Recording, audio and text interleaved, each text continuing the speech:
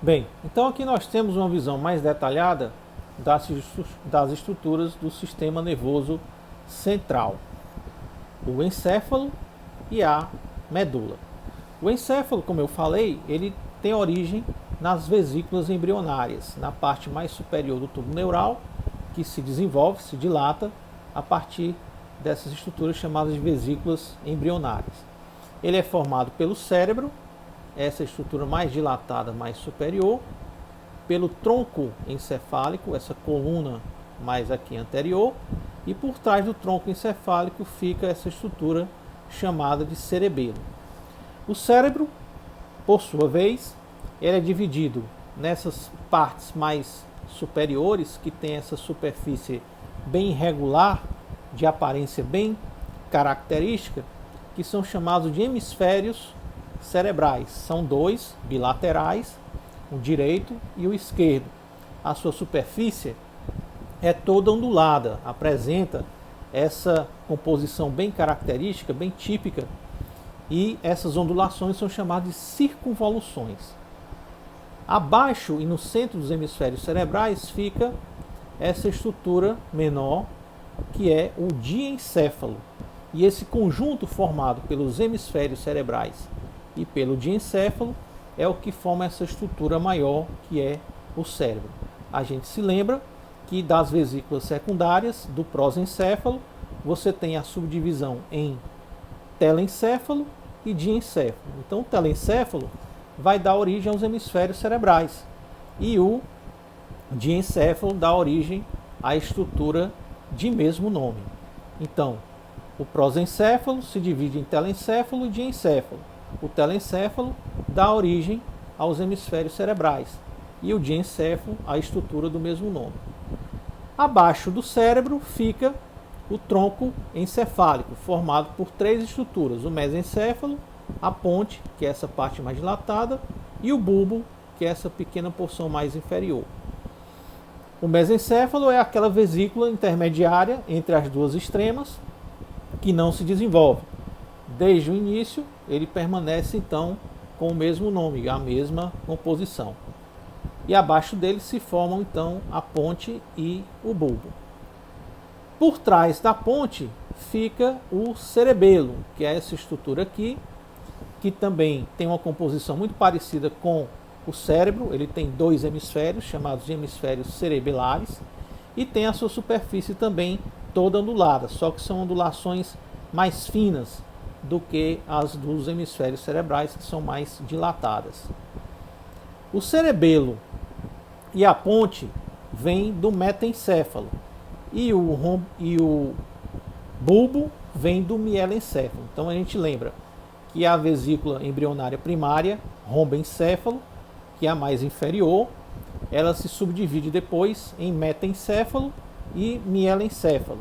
O metencéfalo dá origem à ponte e o cerebelo, e o mielencéfalo dá origem ao bulbo. O restante do tubo neural, que permanece inalterado, vai dar origem então à medula espinhal. Na região do cérebro, que é exatamente a região mais desenvolvida, mais dilatada do encéfalo, é onde nós encontramos exatamente aquelas funções mais complexas, mais elaboradas e mais próprias da espécie humana.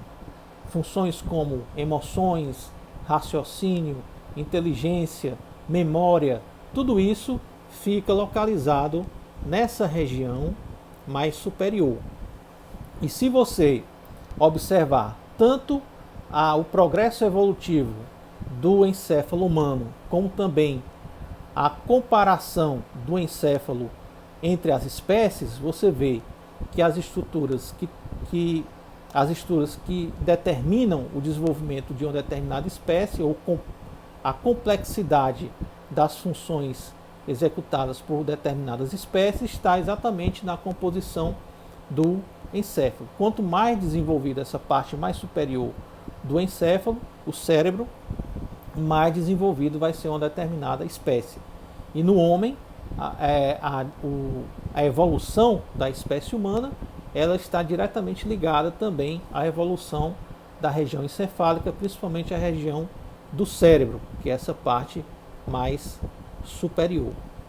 O tecido nervoso, ele é composto por dois tipos de substâncias.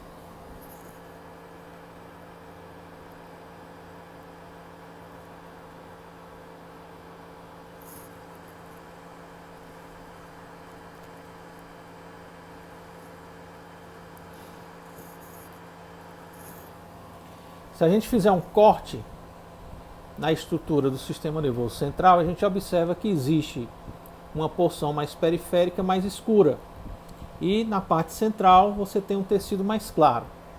Essa substância mais escura é chamada de substância cinzenta, e essa parte central é chamada de substância branca. Na substância cinzenta, nós temos a concentração dos corpos celulares dos neurônios. Então é como se fosse um centro de computação, de recepção, de transmissão de impulsos nervosos. Enquanto que na substância branca se concentram os axônios, as fibras nervosas. Então aqui você tem apenas a condução dos impulsos nervosos. Essa disposição, ela varia. Aqui na região do encéfalo, a substância cinzenta é periférica, a substância branca é central. Já na região do tronco e da medula, essa posição se inverte. A substância branca passa a ser periférica e a substância cinzenta passa a ser central. A importância dessa substância cinzenta do encéfalo é porque, principalmente na superfície do cérebro, ela forma essa camada mais externa, que é chamada de córtex cerebral.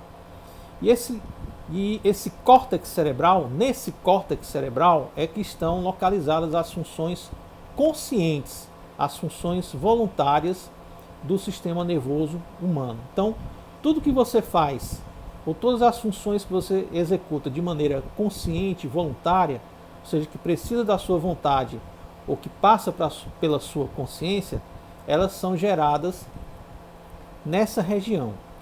Essa região ela é formada exatamente por aquelas ondulações, que são as circunvoluções, e cada partezinha dessa ela já foi mapeada, e já se sabe hoje em dia qual região do encéfalo de cada lado é responsável por determinada função do corpo. Mas essas funções dessa região são as funções conscientes. Então, quando você perde a função do córtex cerebral, por algum fator patológico, você perde as funções do cérebro, que se chama então de morte cerebral ou perda cerebral, você perde a consciência. Você pode manter as chamadas funções vegetativas, que são as funções inconscientes do corpo, como movimentos respiratórios, contrações cardíacas, fluxo sanguíneo, secreção glandular. Tudo isso pode ser mantido porque são funções que ficam abaixo do cérebro, localizados mais ao nível do tronco encefálico.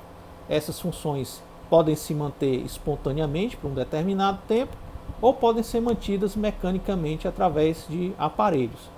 Mas você, nesse estado, você perde a consciência.